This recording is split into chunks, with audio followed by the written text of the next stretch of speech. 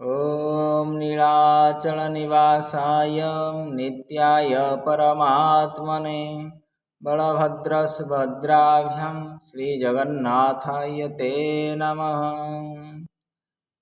श्री पुरुषोत्तम क्षेत्र महात्म्य स्कंद पुराण पुरुषोत्तम क्षेत्र महात्म्य रे वर्णना छन्ति।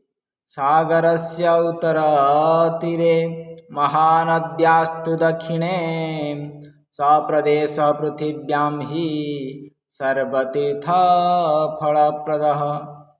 सागरर उत्तर तीरे बा उत्तर दिगरे महानदीर दक्षिण दिगरे जो स्थान अच्छी पृथ्वी मध्य सर्वश्रेष्ठ स्थान आउ सर्वतीर्थर फल से प्रदान करती से होती पुरुषोत्तम क्षेत्र। सर्वेषां सर्वदेवानां राजा श्री पुरुषोत्तमं सर्वेषां सर्वक्षेत्राणां राजा श्री पुरुषोत्तमं। सबु देवतांकर सी होती राजा आउ सब क्षेत्रर सी होती राजा।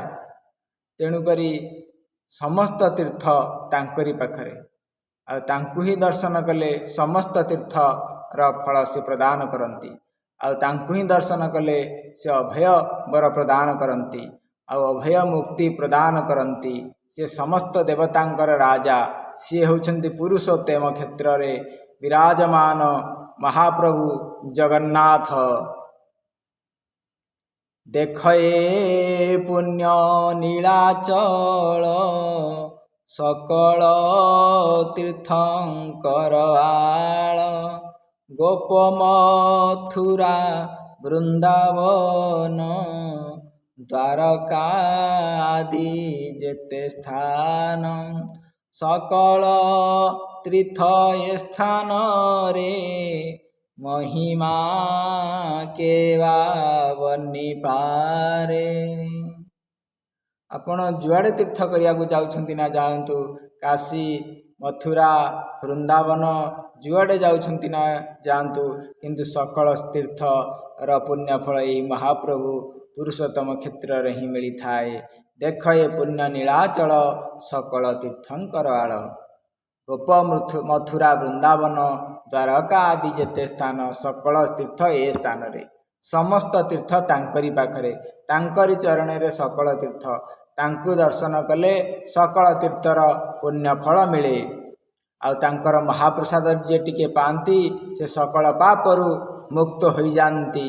भक्त्या लोभात कौतुकादवा क्षुधा प्रशमने नवा आकंठम भक्षितम तद्धि पुनाति सकलांसः।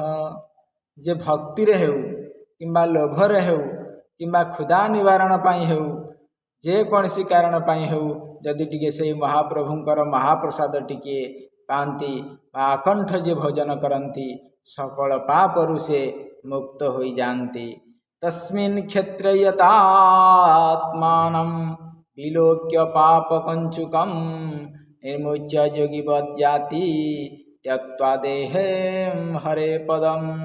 सेही पुरुषोत्तम क्षेत्र रे संजतात्मा पुरुष महाप्रभु को दर्शन करी साप काटी छड़ेवा पूर्वक से सकल पाप को परित्याग करी से विष्णुपद प्राप्त हुंती।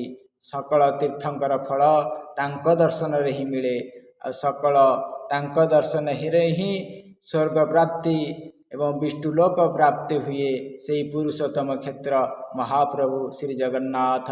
जय जगन्नाथ जय जगन्नाथ।